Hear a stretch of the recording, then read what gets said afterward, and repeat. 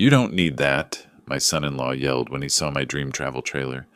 "Tomorrow, my family and I are going on vacation, and we'll drop you off at a retirement home."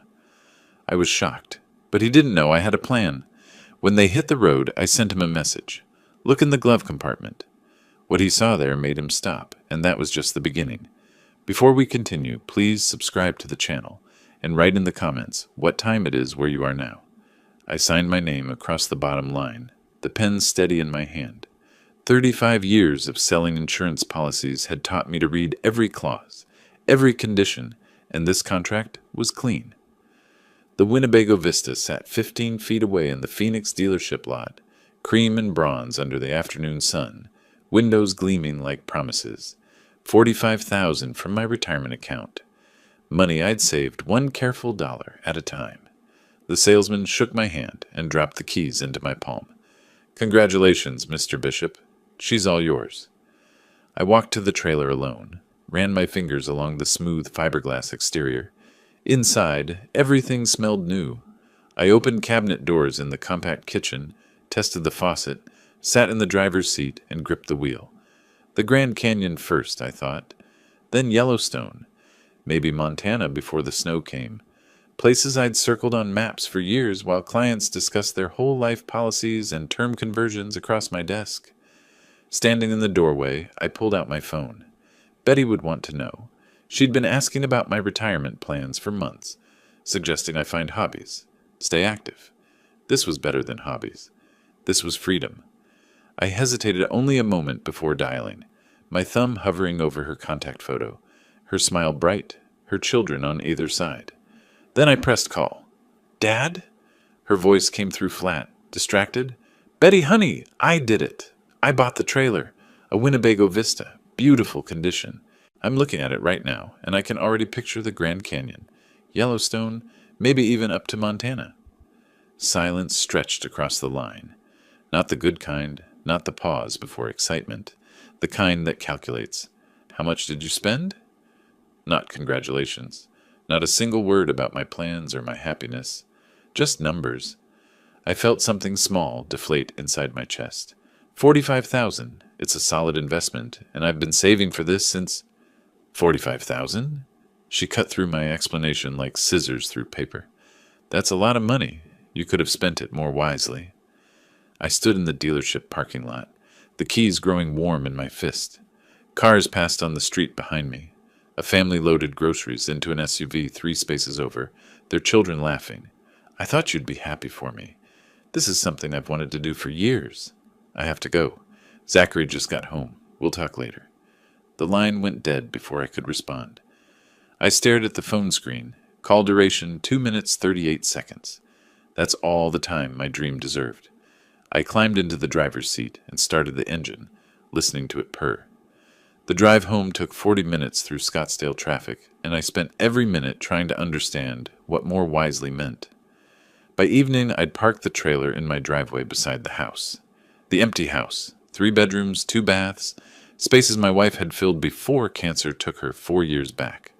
I made a sandwich, carried it to the trailer, spread maps across the small table.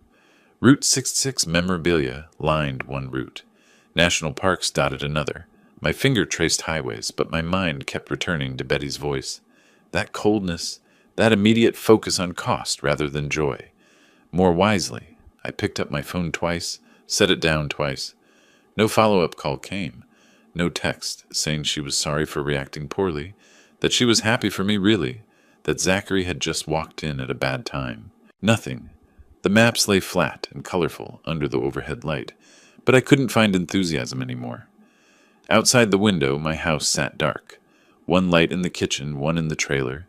An old man and his expensive mistake. I folded the maps carefully, creasing them along their original lines. Turned off the lamp above the table. Through the trailer window, I could see my house. Dark, empty. Exactly as it had been since retirement began 6 months ago. I told myself tomorrow would be better. Tomorrow I'd start fresh. Plan the first real trip. Maybe drive out to Sedona for a test run. I had no idea tomorrow would change everything. Morning coffee tasted bitter.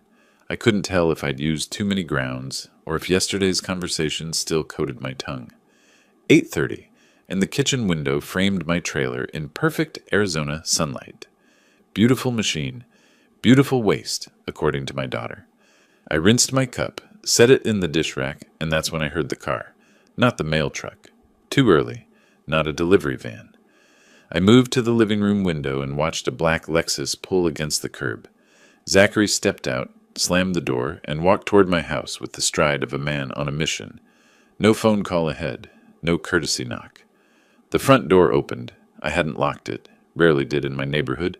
And my son-in-law walked straight through my living room toward the kitchen. Wiley?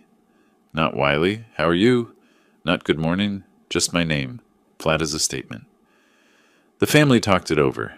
We need the trailer for a couple weeks. A 2-week vacation. We already made plans. I stood near the sink, still holding the dish towel. Processing. The family talked it over. When? Last night? While I sat alone with my maps. What? Zachary, what are you talking about? I just bought this yesterday. He moved past me, scanning the counter. Found what he wanted. My key ring, right where I'd left it, next to the coffee maker. The Winnebago key dangled on its branded fob. Yeah, Betty told me. $45,000. That's a lot for something you're not going to use much anyway. My hands tightened on the towel. Use much? I'd owned it less than 24 hours. Not going to use? I'm planning a trip across. At your age? He picked up the keys, examined them like he was inspecting produce. Come on, you don't need this. We can drop you at a senior facility on our way out, if that helps. The words hit like a physical blow. Senior facility. As if I were luggage to be stored. As if $45,000 of my money, my savings, my life, had been spent to provide his family a vacation vehicle. You can't just take my property. Those are my keys. But he was already moving toward the door, my keys in his fist. Young, confident, dismissive. We're family. We borrow things. That's how it works. We'll take good care of it. I stepped forward, reached out, but he was faster. 37 years old to my 63. He pulled open the front door, paused on the threshold to deliver his final courtesy. Thanks for understanding. We leave in the morning. Then he was gone. Down the walkway. Into the Lexus. The engine started smooth and expensive. I stood in my doorway, watching him drive away, my arms still extended like I might somehow pull him back, pull my keys back, pull my dignity back from wherever it had just been thrown. The Lexus turned the corner, disappeared. I stood there another full minute before my legs remembered how to move. I walked back inside, closed the door, locked it this time, stood in my kitchen where Zachary had stood, where he'd walked in without real permission and taken what he wanted. The family talked it over. Betty's coldness yesterday suddenly made perfect sense. She hadn't been disappointed in my purchase. She'd been calculating its value, measuring how they could use it. And that comment, you could have spent it more wisely, that meant she'd already decided the money should have gone somewhere else. Probably to her.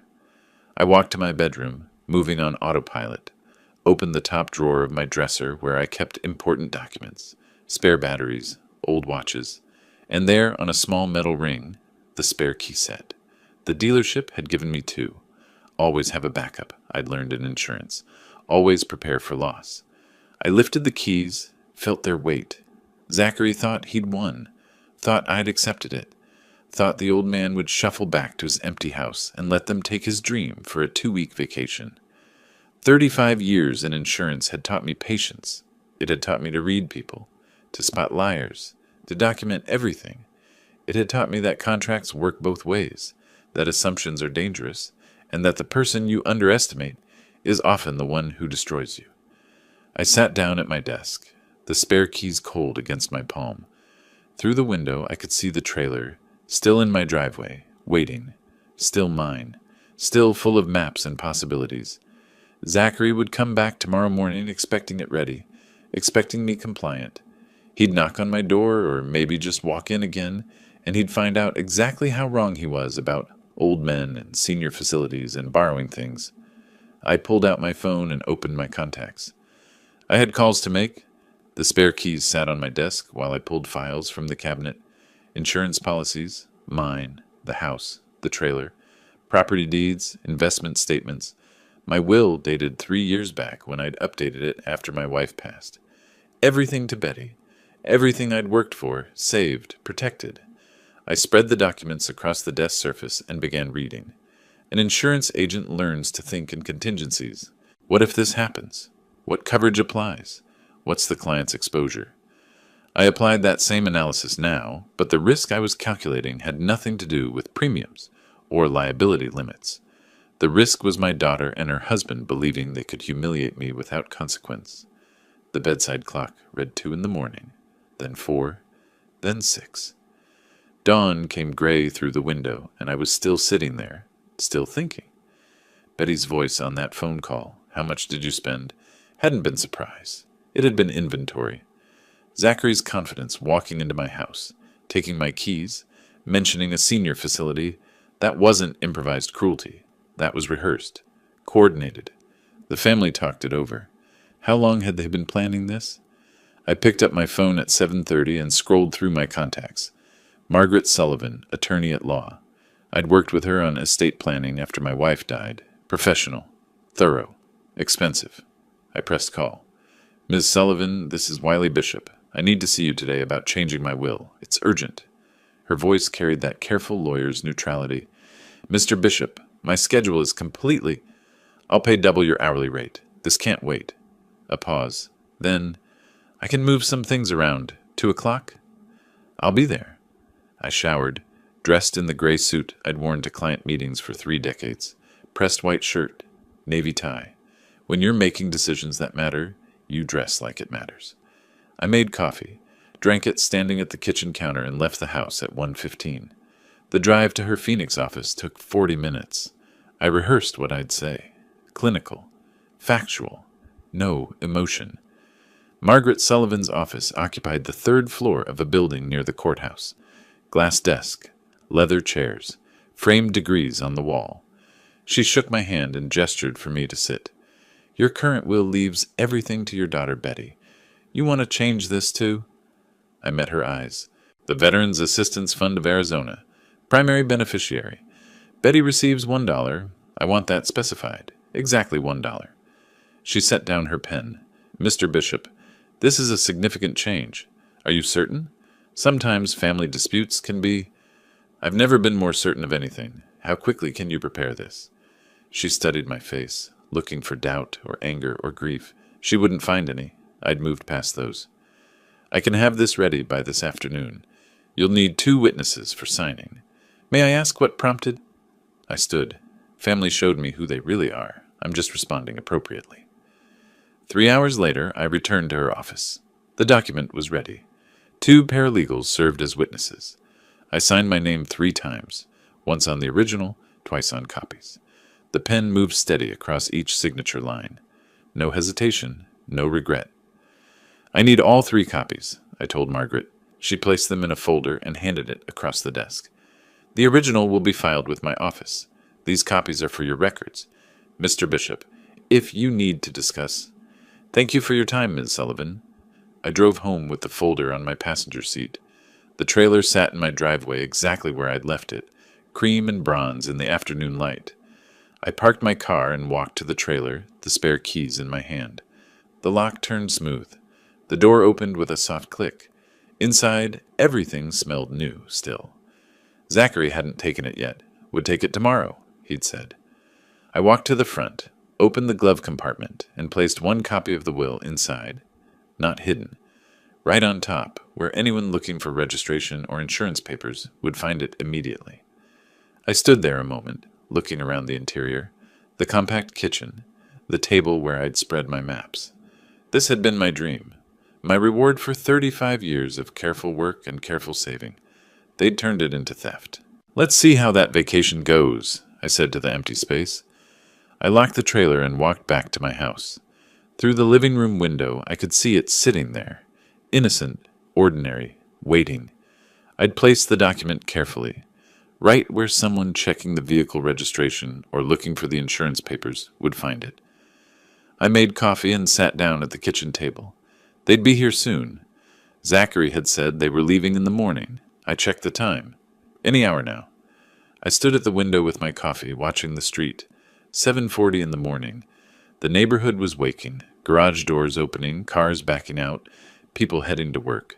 Normal Tuesday. Normal lives. Mine had stopped being normal the moment Zachary walked through my door yesterday. The black Lexus appeared at 8:15, followed by a silver SUV. Both vehicles pulled into my driveway. Doors opened. Zachary stepped out first, then Betty from the passenger side. Two children climbed from the back, Emma, 10 years old with her mother's face, and Lucas, 7, carrying a stuffed animal. My grandchildren. I'd sent them birthday cards, Christmas presents. They barely knew me. I watched them begin loading the trailer. Suitcases, coolers, beach chairs, an inflatable raft. They moved with the easy efficiency of a family on vacation, excited, anticipating adventure. Nobody knocked on my door.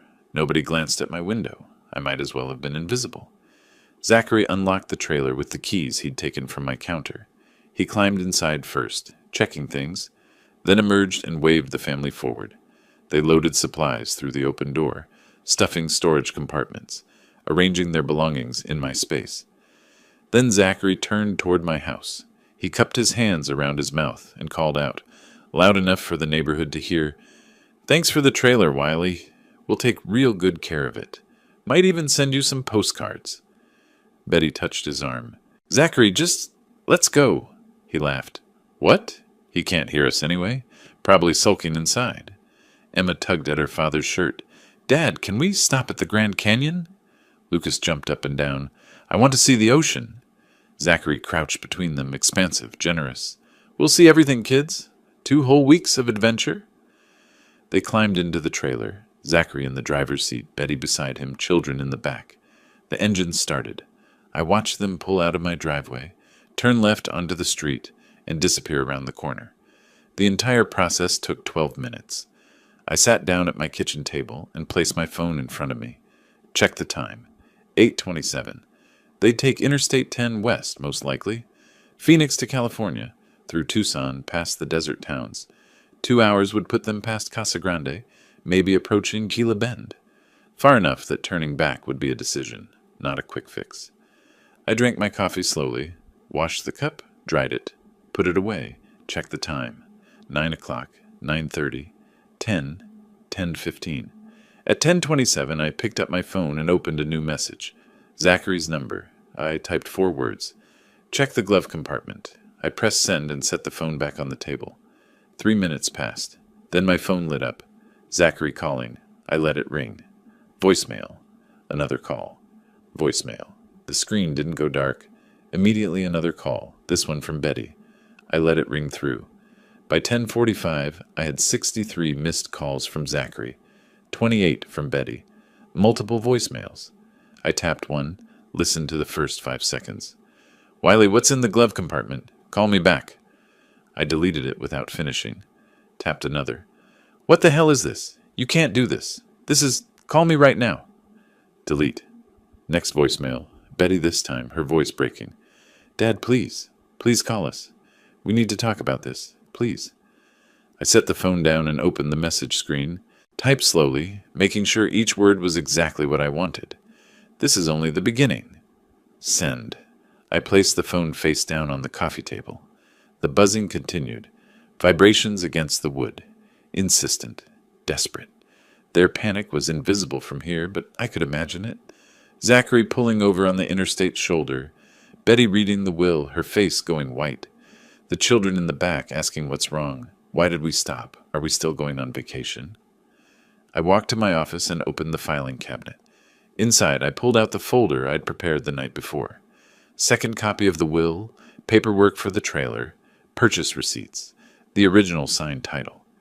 Everything with my name, my signature, my ownership clearly documented. I'd made another call that morning, one I hadn't mentioned to anyone. 7:30, before the coffee, before I took my position at the window. The Scottsdale Police Department. Non-emergency line. I explained my situation calmly, professionally. I've purchased property. Family members have taken it without permission. I have documentation. I'd like to file a report. Tomorrow morning I had an appointment. Officer Martinez. 9 o'clock. They were expecting me. I returned to the living room and picked up my phone. 81 missed calls now. I powered it off completely and set it in the desk drawer. Let them wonder. Let them panic. Let them realize that the old man they dismissed, the senior facility candidate, the one who didn't need a $45,000 trailer at his age, let them understand exactly what that old man could do when pushed. I made lunch, turkey sandwich, glass of water, ate it slowly at the kitchen table where Zachary had stood yesterday, where he'd grabbed my keys with such casual entitlement. The house was quiet. Outside, the empty space in my driveway where the trailer had been parked looked strange, incomplete. But I wasn't empty anymore. I was full of purpose, full of clarity, full of cold and perfect certainty about what came next. Morning light came through my bedroom window while I organized the documents at my desk. Purchase receipt from the dealership, $45,000. My signature, date stamped 6 days ago. Title certificate, Wiley Bishop, sole owner, no co-signers, no liens. Registration card, insurance policy declaration page, photographs I'd taken of the VN plate mounted inside the trailer door. I arranged them in order, slid them into a manila folder, and checked my watch. 8:15. The police station opened at 8. I dressed in the gray suit, same one I'd worn to Margaret Sullivan's office. When you're asking people to take you seriously, you dress seriously. 35 years selling insurance taught me that presentation matters almost as much as facts. Almost. The drive to the Scottsdale Police Department took 12 minutes. Modern building, tan stucco, American flag out front. I parked in the visitor lot and walked through glass doors into air conditioning and fluorescent light. A reception desk, plastic chairs, posters about crime prevention. A uniformed officer looked up from his computer. "Help you, sir." I approached the desk, placed my folder down, and met his eyes. "I need to report a stolen vehicle." Officer James Norton, his nameplate said, had the weathered face of someone who'd heard every story twice.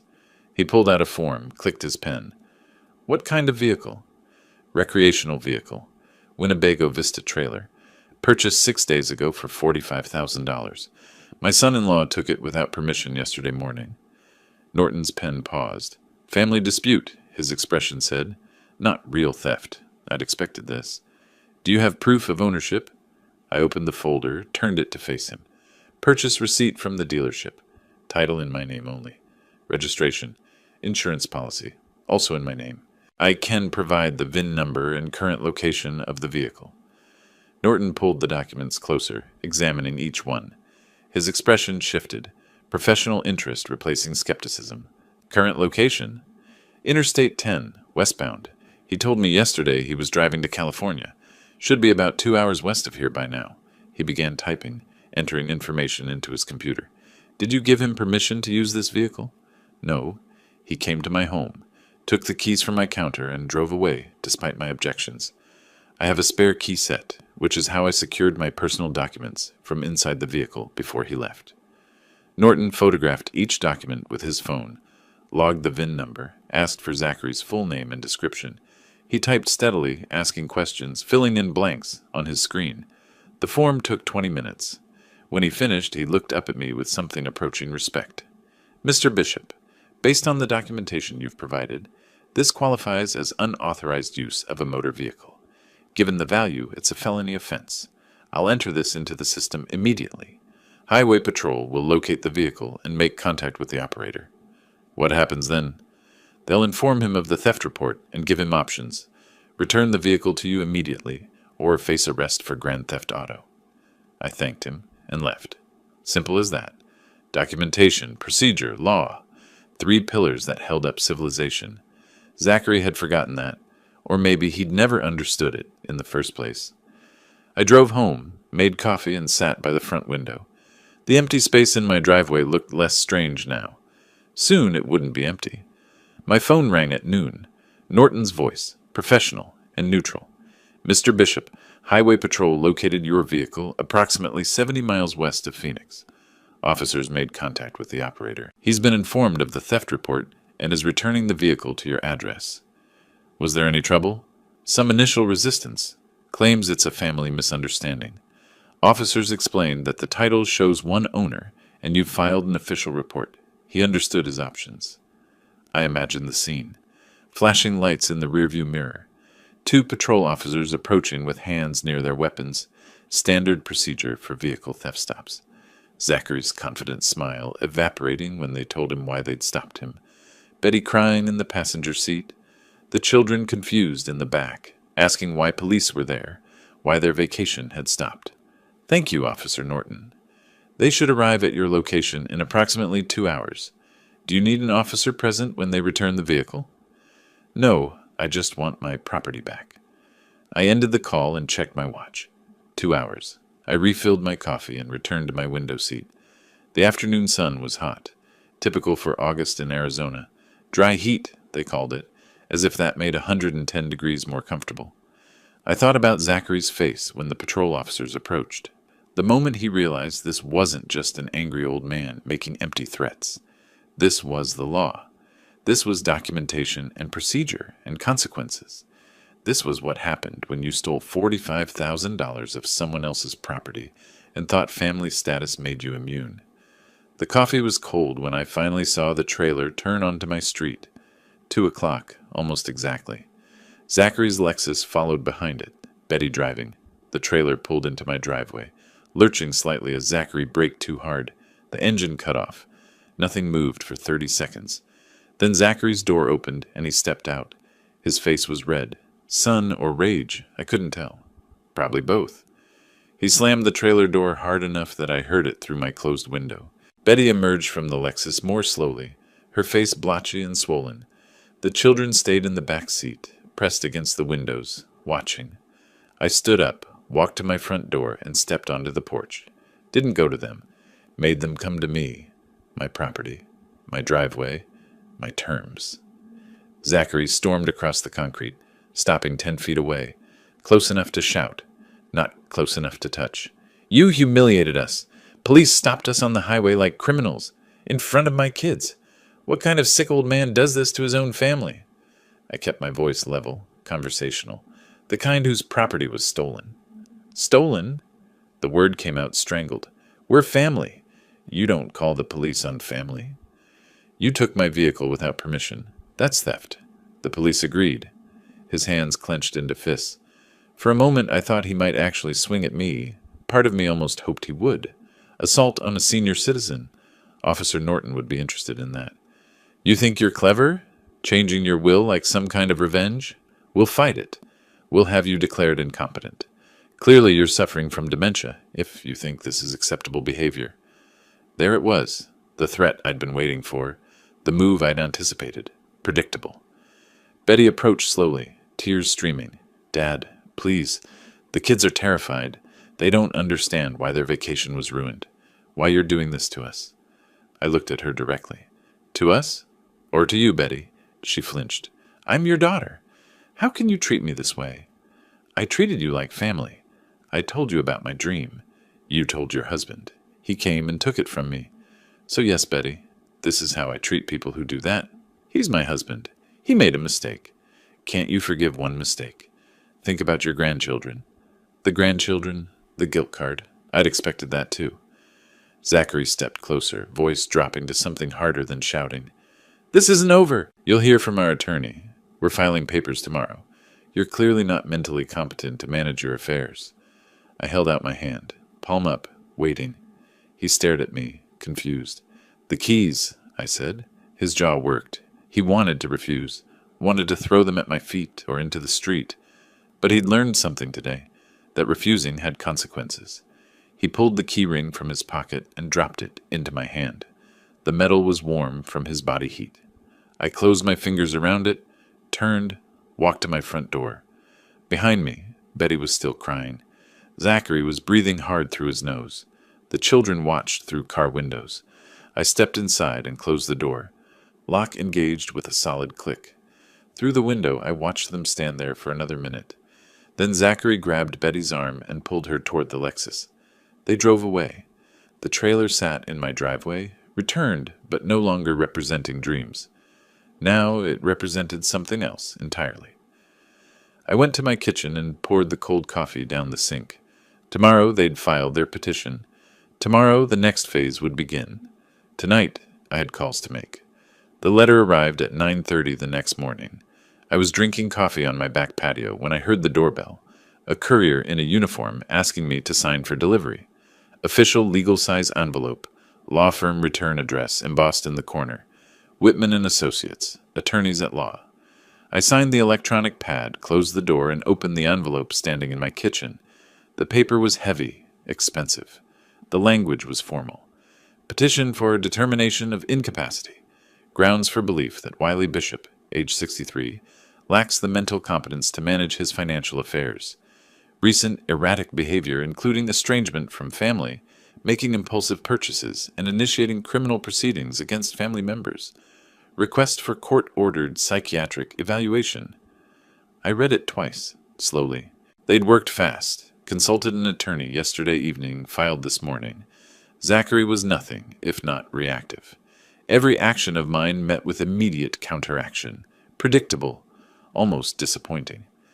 I set the petition on my counter and picked up my phone. Found the contact I'd saved 3 days ago, before any of this had started. Margaret Sullivan's direct line. She answered on the second ring. Ms. Sullivan, it's Wiley Bishop. I need to see you today. They've filed an incompetency petition. A pause. Then, I'll make time. Can you be here at 2? I'll be there at 1:30. I spent the morning gathering more documents. Bank statements showing consistent, careful financial management. Investment portfolios. Balanced, appropriate for my age and risk tolerance. Tax returns filed on time for 35 years. Performance reviews from my insurance career. Character references from former colleagues. Medical records from my annual physical 2 months ago. Blood pressure normal. Cholesterol managed. Cognitive function tested and recorded as excellent. By 1 o'clock, I had 3 folders prepared. Evidence of competence. Evidence of sound judgment. Evidence of a man who'd lived his entire life, making careful, rational decisions. One impulsive purchase, a trailer bought with my own money, didn't erase that history. Margaret Sullivan's office felt cooler than I remembered. Or maybe I was just tired. She gestured to the chair across from her desk, read through the petition while I waited. Her face revealed nothing. This is aggressive, she said finally. Usually incompetency petitions involve genuine cognitive decline, medical evidence, family reports of confusion, dangerous behavior. This is, she tapped the paper, retaliatory. Can they win? Do you want the legal answer or the practical answer? Both. Legally, they have to prove you lack capacity to manage your affairs. Given your documentation, medical records, and the obvious retaliatory nature of this filing, they'll lose. Practically, it'll be expensive, time-consuming, and emotionally exhausting, which might be the point. They're trying to punish you for not letting them have what they wanted. I'd known that already. How do we respond? We file a counter motion. We present your medical records, financial history, and character witnesses. We argue this is a frivolous petition filed in bad faith. And, she leaned forward, we go on offense. We file a restraining order preventing them from entering your property or contacting you. We document their harassment. We make this more expensive for them than it is for you. Do it, she made notes on a legal pad. I'll need your medical records released to me, your financial documents, permission to contact character witnesses, former colleagues, neighbors, anyone who can testify to your competence and stability. I slid the 3 folders across her desk, already prepared. She opened the first folder, flipped through bank statements, investment reports, tax returns. A smile touched the corner of her mouth. You're making my job very easy, Mr. Bishop. 35 years in insurance. I know how to document a claim. This isn't just documenting a claim. This is... She closed the folder, met my eyes. This is building a case for why they shouldn't have access to your assets. Ever. You understand what you're doing? I'm protecting what I worked for. You're also severing your relationship with your daughter. Permanently. Once we file the restraining order, once we argue they're harassing you for financial gain, there's no walking that back. I thought about Betty's face yesterday. Tears and accusations, using her children as weapons, never once acknowledging what Zachary had done, never once defending me or asking if I was okay. File everything. The hearing was scheduled for 3 weeks out. Routine calendar, Margaret explained. Both sides would present evidence. A court-appointed psychiatrist would evaluate me. The judge would rule. They'll try to settle before then, she added. Once they see your documentation and realize they're losing, they'll offer to drop the petition if you restore them to your will. And if they do, what do you want me to tell them? I stood, collecting my empty folders. Tell them no. The next 2 weeks passed slowly. I went about my routine. Grocery shopping, gym, lunch with 2 former colleagues who'd agreed to serve as character witnesses. Normal life, competent life. The life of a man who knew exactly what he was doing. Betty called 4 times. I didn't answer. She left voicemails. The first was angry. How dare you file a restraining order? You're destroying this family. The second was pleading. Please, Dad, we can fix this. Just drop everything and we'll forget it happened. The third was desperate. Zachary didn't mean it. He's sorry. We're all sorry. Please. The fourth was silent except for crying. Then the line went dead. I saved all 4 voicemails. Documentation. Zachary sent an email. Subject line. Final offer. I opened it standing at my kitchen counter. We'll drop the incompetency petition and leave you alone. In exchange, you restore us to your will and sign over the trailer title. Otherwise, we're going to court and we'll drag this out for years. Your choice. I forwarded the email to Margaret Sullivan without responding. She replied within an hour. Perfect. He just documented his extortion attempt in writing. Save this. The psychiatric evaluation happened on a Wednesday afternoon. Dr. Patricia Chen, court-appointed, met me at her office in downtown Scottsdale. She asked questions for 90 minutes. My medical history, my career, my relationship with Betty, the trailer purchase, the will change, my decision to call the police. I answered every question honestly. No embellishment, no self-pity, just facts. She administered cognitive tests, memory exercises, pattern recognition, problem-solving scenarios. I completed them all easily. At the end, she closed her notepad and looked at me directly. Mr. Bishop, do you understand why your daughter filed this petition? Yes, she wants my money. That's somewhat reductive. It's accurate. She smiled slightly. My report will be ready for the court by Friday. I can't discuss my conclusions with you, but I will say this. Nothing in your behavior suggests cognitive impairment or inability to manage your affairs. What you're experiencing is a family conflict, not a competency issue. I thanked her and left. The hearing was scheduled for Monday, 3 days away. Margaret called me Friday evening with an update. Dr. Chen's report came through. It's excellent for us. She found you fully competent, noted the retaliatory nature of the petition, and recommended immediate dismissal. Whitman called me an hour ago. They want to settle. What are they offering? They'll drop the petition. In exchange, they want you to drop the restraining order and consider restoring them to your will. No. I told them you'd say that. They're going to proceed to the hearing Monday. Good. Wiley, they're going to lose, badly. The judge will see this for what it is. Harassment. You'll win. I know. Then why do you sound disappointed? I looked out my kitchen window at the trailer in my driveway. 3 weeks since I'd bought it. 3 weeks since my life had split into before and after. Because winning shouldn't feel this empty. Monday morning arrived with clouds, unusual for August. I dressed in my suit, drove to the courthouse, and met Margaret in the hallway outside the courtroom. Betty and Zachary stood at the opposite end. Different attorney now, Whitman must have withdrawn. This new lawyer looked young, uncomfortable. The hearing lasted 40 minutes. Margaret presented Dr. Chen's report, my medical records, my financial documentation, character witness statements. The opposing attorney tried to argue emotional instability, pointed to the will change as evidence of impaired judgment.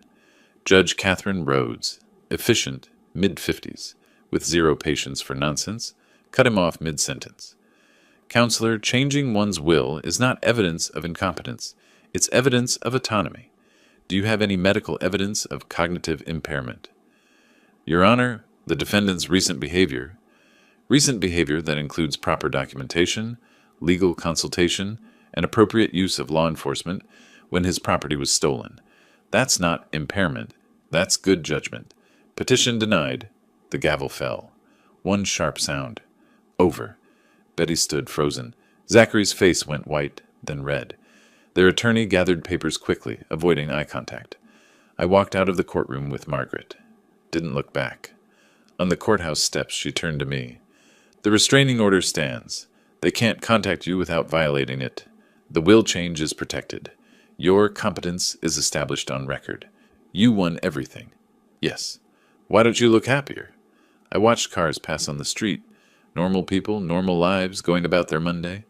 Because I didn't want to win this. I wanted not to need to. She touched my arm briefly, professional sympathy. I'll send you my final bill. Call if you need anything.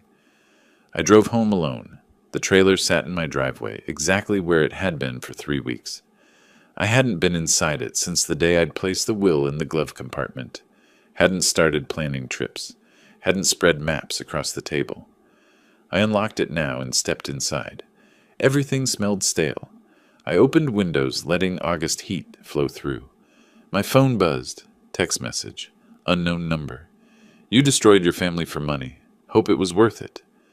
I deleted it without responding, blocked the number. Then I sat down at the small trailer table and pulled out the maps I'd folded 3 weeks ago. Grand Canyon, Yellowstone, Montana, all the places I'd wanted to see. I traced the routes with my finger, but something had changed. The excitement was gone. The anticipation was gone. What remained was just colored paper and highway lines. I folded the maps and put them away. Tomorrow I'd call the dealership, see what they'd offer for a 3-week-old trailer with 800 miles on it. Someone else could chase those dreams. Mine had been taken the moment Zachary walked through my door. The court had given me justice, but justice wasn't the same as restoration. I locked the trailer and went inside my house, poured a glass of water, sat at my kitchen table, alone. I called Margaret Sullivan before I'd finished my second cup of coffee. The incompetence petition sat on my kitchen counter, legal paper reflecting morning light. She answered on the first ring. Wiley, I received a courtesy copy of the petition. They're claiming diminished capacity based on your recent erratic behavior, meaning the will change and police report. How strong is their case? Weak without evidence, but these proceedings can drag on.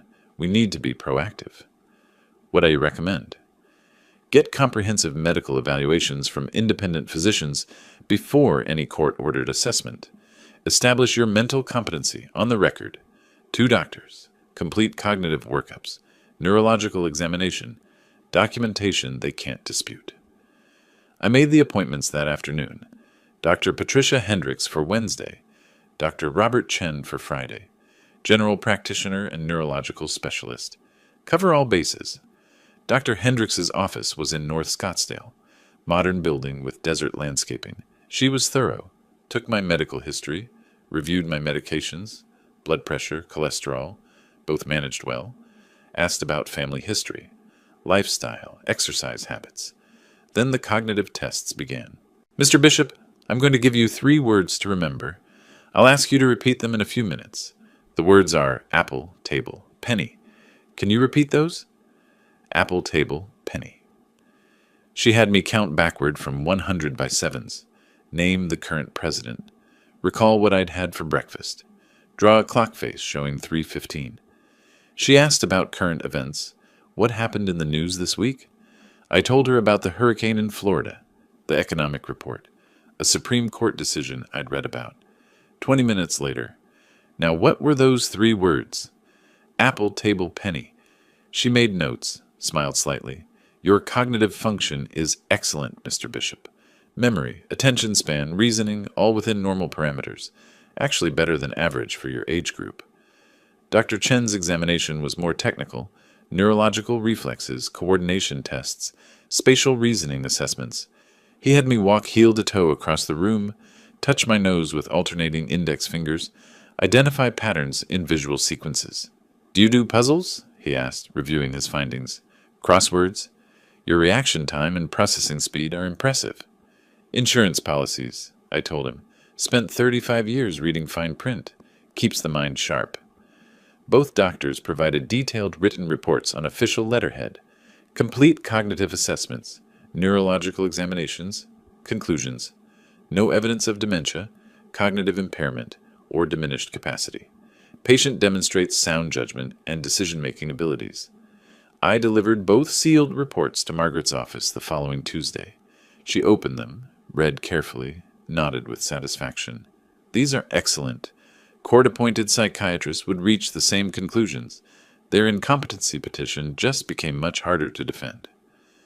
She placed the reports in my file, then paused, flipped back through older documents, stopped at one page. Her expression changed. "Wiley, do you remember this?" She held up a document. "3 years ago, you executed a gift deed for your house to Betty. Value at that time was $340,000.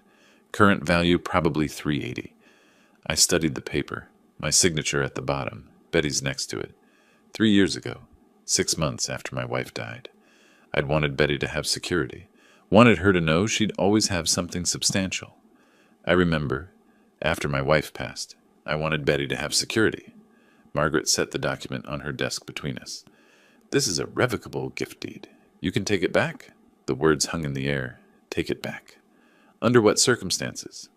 Arizona law allows revocation if the recipient shows gross ingratitude to the donor. Given what's happened, taking your property, filing for incompetency, the nursing home comment, I believe we have grounds. I looked at the document again. The house. The place my wife and I had lived for 23 years. The place I'd raised Betty. The same house where Zachary had walked in and taken my keys, where he'd suggested a senior facility. She doesn't know the house is technically hers. She thinks it's still mine, part of the future inheritance. Which means revoking it becomes... Margaret paused, choosing her words carefully. Educational. I sat back in my chair. The gift deed, created out of love, signed in grief, intended to protect. Now it could be revoked, legally, justifiably. "What else is in my file?" I asked quietly. Margaret pulled out another folder. "Life insurance policies, 3 of them. Total death benefit $250,000. Beneficiary on all 3 is Betty." "Yes." We looked at each other across her desk. The gift deed lay between us, slightly yellowed with age. My signature clear at the bottom. I remembered signing it, remembered thinking I was protecting her, making sure she'd have something substantial when I was gone. Now that protection had become a weapon, Margaret pulled a legal pad toward her and uncapped a pen. "If we're going to revoke this gift, we need to document the ingratitude thoroughly. The trailer incident, the police involvement, the incompetency petition, all evidence. We'll also need to review your other assets." She looked up. "Life insurance policies, retirement accounts. Who's listed as beneficiary?" I felt something shift inside me. Not anger anymore. Something colder. Something more permanent. "Betty," I said. "On everything." Margaret's pen moved across the paper. Not for long. Margaret spent the next hour drafting documents. Her fingers moved across the keyboard steadily, occasionally pausing to reference Arizona statute books stacked on her credenza. I sat across from her, providing dates, details, specific incidents. "I'm citing 4 specific instances of gross ingratitude," she said, typing. "First, unauthorized removal of your property, valued at $45,000. Second, involvement of law enforcement in a family matter, causing public humiliation. Third, the nursing home comment, on record, Zachary said it in front of me in my own house. Yes.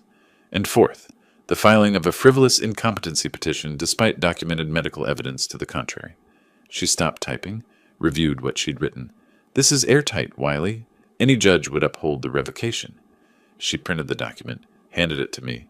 Official legal language. Revocation of gift deed. Citing Arizona revised statutes. Documenting each instance of ingratitude with dates, witnesses, police report numbers. Clinical. Factual. Devastating. "The house at 2847 Desert Willow Drive," I read aloud. "Current assessed value $380,000. She'll receive this via certified mail, along with legal citations explaining her right to contest, which will fail given the evidence." Margaret pulled out 3 more forms. Life insurance beneficiary change documents. 3 separate companies, 3 separate policies, 28 years of premium payments. These 3 policies, total death benefit is $250,000? Correct. Currently, Betty is listed as primary beneficiary on all 3. We're changing that to the Veterans Assistance Fund, same as your will. I read through each form carefully. My insurance agent training made me thorough with paperwork. Each form required signature, date, new beneficiary information, I signed the first one, then the second, then the third. Each signature felt final, permanent. She'll receive notification. Each insurance company will send confirmation. She'll know exactly what she's lost.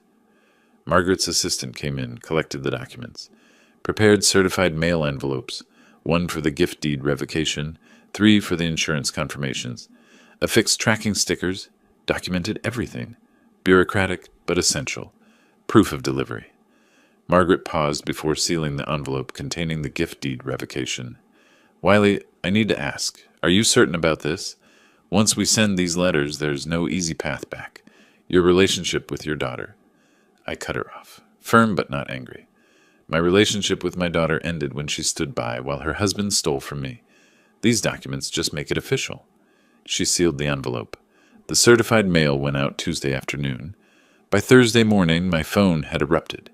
15 missed calls from Betty, 2 from Zachary, multiple voicemails. I was back at Margaret's office when her phone rang. She glanced at the caller ID, put it on speaker. Yes, this is Margaret Sullivan. Yes, I represent Mr. Bishop. No, there's no negotiation. The revocation is legally sound. The beneficiary changes are his right. Your clients demonstrated gross ingratitude. It's documented. No, Mr. Bishop won't be taking any calls. She hung up, looked at me. They're panicking. I picked up my phone, scrolled to the voicemails. Put one on speaker so Margaret could hear. Zachary's voice filled her office, furious, threatening. You're making a huge mistake, old man. You think you can take back the house? We'll tie you up in court for years. You'll be dead before this is settled. And we're not backing down on the incompetency hearing. Everyone will see what a vindictive, senile... I stopped playback. Save that, Margaret said, making notes. Add it to the evidence file. Threatening language toward elderly family member. This helps our case. Betty's voicemails were different, not threatening, pleading, crying. The first 3 were incoherent, just sobbing and fragments of sentences. The 4th was clearer. Dad, please, I need to talk to you.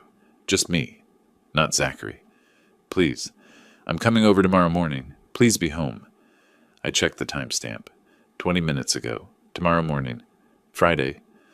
I left Margaret's office with copies of everything, the revocation notice, the insurance beneficiary changes, Zachary's threatening voicemail transcribed and documented.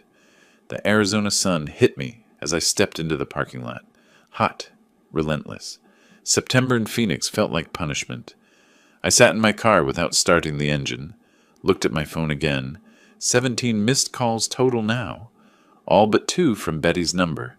What could she possibly say? That she was sorry? That Zachary made her do it? That she'd had no choice? Everyone had choices. She'd made hers. But curiosity won. I scrolled back to her last voicemail, the one about coming over tomorrow, listened again to the desperation in her voice. Just me, not Zachary. Separate from him.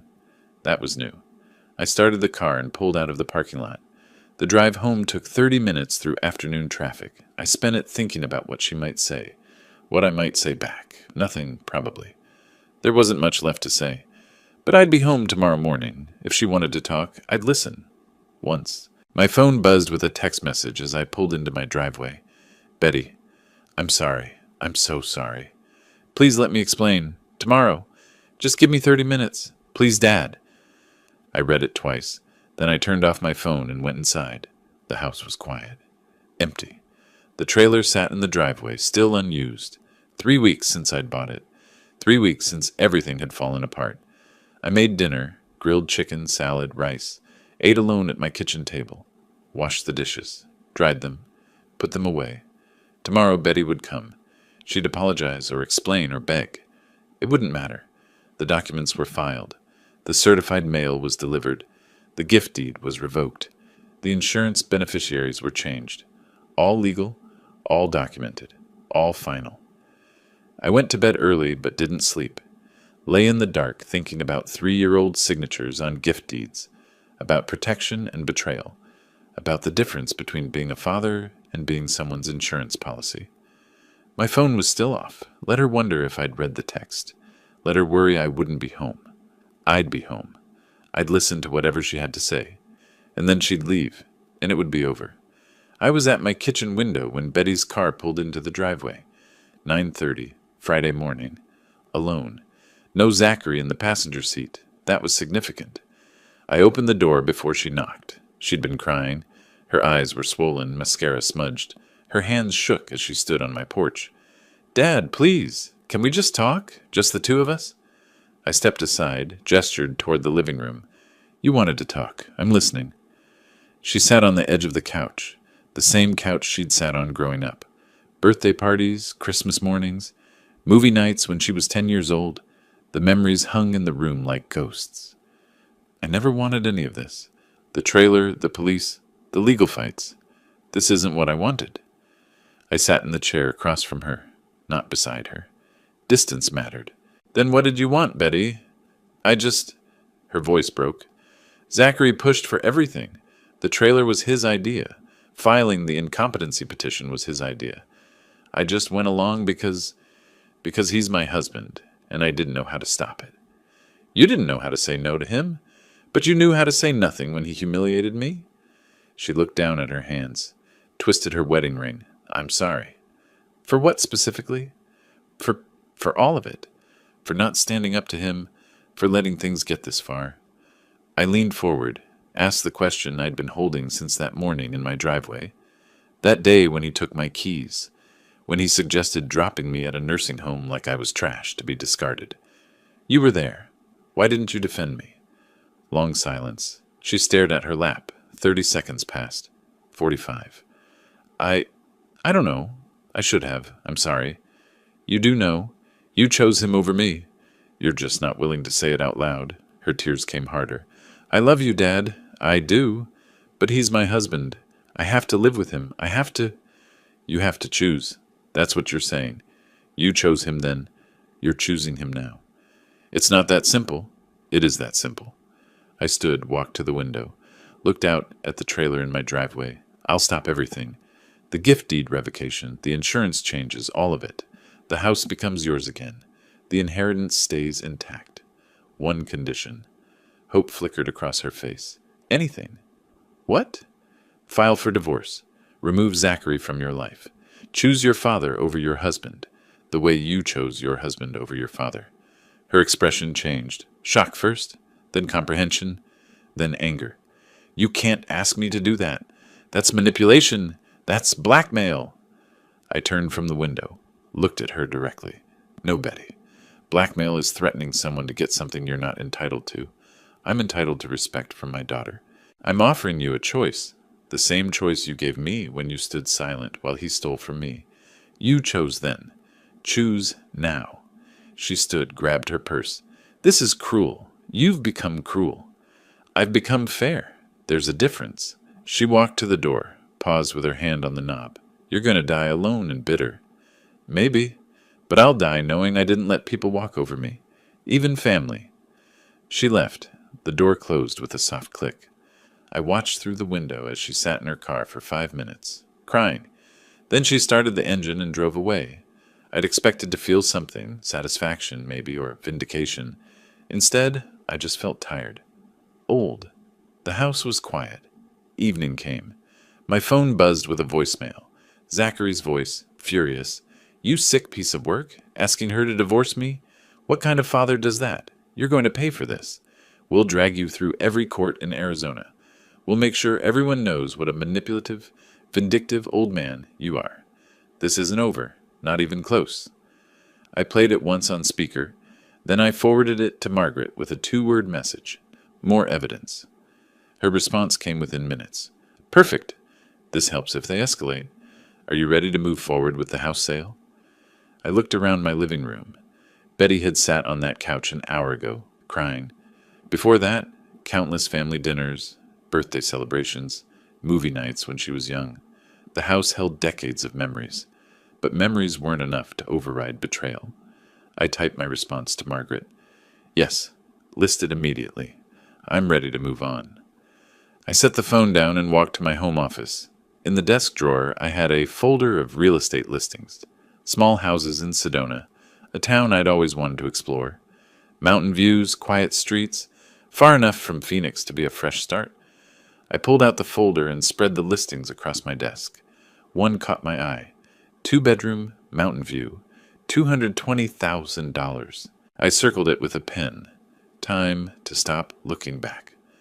Margaret and I met Monday morning to finalize the gift deed revocation. The document sat between us on her desk. Official, stamped, ready for filing.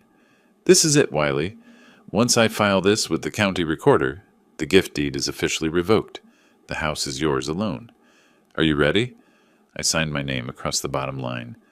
I'd been ready since the moment I understood what was happening. This just makes it official.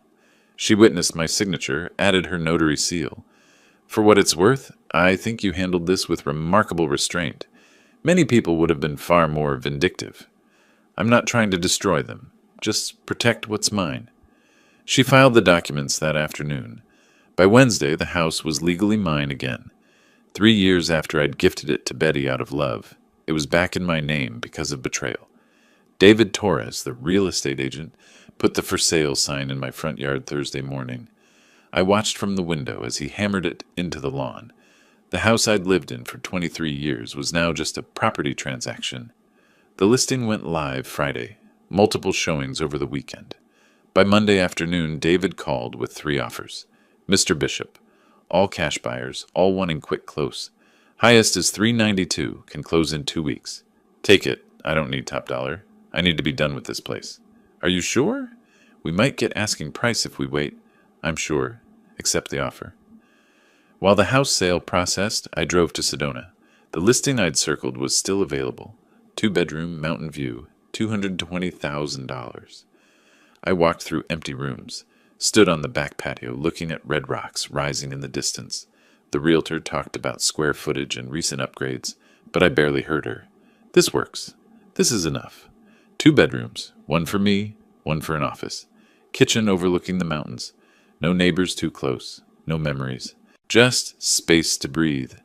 I bought it cash. Signed papers the same day. Margaret called that afternoon with an update.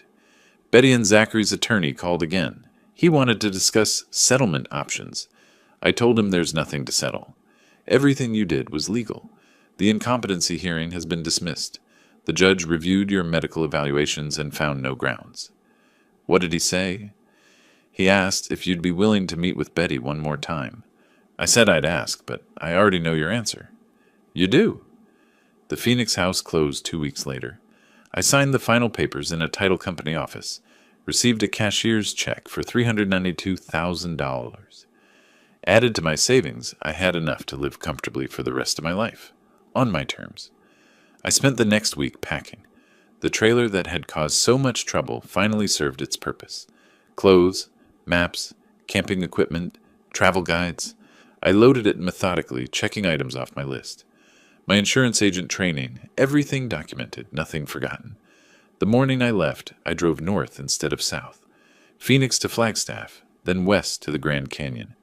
I'd planned this route months ago, back when I first bought the trailer. Back when Betty's voice on the phone had deflated my joy. Now I was reclaiming it. I parked at a scenic overlook, stepped out into September morning air. The canyon stretched before me, vast, ancient, indifferent to human drama. I stood beside my trailer, the vista behind me, and took out my phone. One photograph. Me and the Winnebago Vista with the Grand Canyon in the background. I typed a caption. Turns out I did need this after all. Sent it to Betty. Then I put my phone on airplane mode and climbed back into the trailer. I didn't wait for a response. Didn't need one. Whatever she felt about that photo, anger, regret, bitterness, it didn't matter anymore. She'd made her choices. I'd made mine. The highway stretched west from the canyon, empty and open. I had no schedule, no deadline. Monument Valley tomorrow, maybe. Arches National Park next week. Eventually Yellowstone, if the weather held. My phone sat silent in the cup holder. Margaret had sent a final email that morning before I left. All proceedings closed. Incompetency case dismissed. Gift deed revocation recorded. You're free and clear. Free and clear. I like the sound of that. The trailer handled well on the highway, steady and reliable. I'd worried it would feel too big, too unwieldy, but it moved like a natural extension of my intentions. Miles passed beneath the tires. Phoenix fell away behind me. Sedona waited 4 hours south whenever I wanted to return to my new house, my new life, but not yet. First, I had places to see. I'd waited long enough. The retirement I'd planned, the dream I'd saved for, the journey I'd earned, it was finally happening. On my terms, in my trailer. Alone, but not lonely. Betty and Zachary had thought they could take this from me, had thought an old man wouldn't fight back, had thought family status granted them immunity from consequences. They'd learned otherwise, not through my cruelty, through my documentation, through my preparation, through my refusal to accept that love meant tolerating theft. The road curved ahead through desert landscape, red rocks and blue sky. I followed it west, then north, then wherever the map suggested. No one waiting for me, no one expecting me, no one who could take this away. Just the road, the trailer, and the freedom to choose my own direction. I'd spent 63 years being careful, being responsible, being the person everyone could rely on. Now I was being something else, not reckless, not careless, just free. The sun moved across the sky, the miles accumulated, and somewhere ahead, around the next curve or the one after that, my real retirement was waiting. Not the one I'd lost when Zachary walked through my door, the one I'd fought to reclaim. If you like this story, please like this video, subscribe to the channel, and share your impressions of this story in the comments. To listen to the next story, click on the box on the left. Thank you for watching.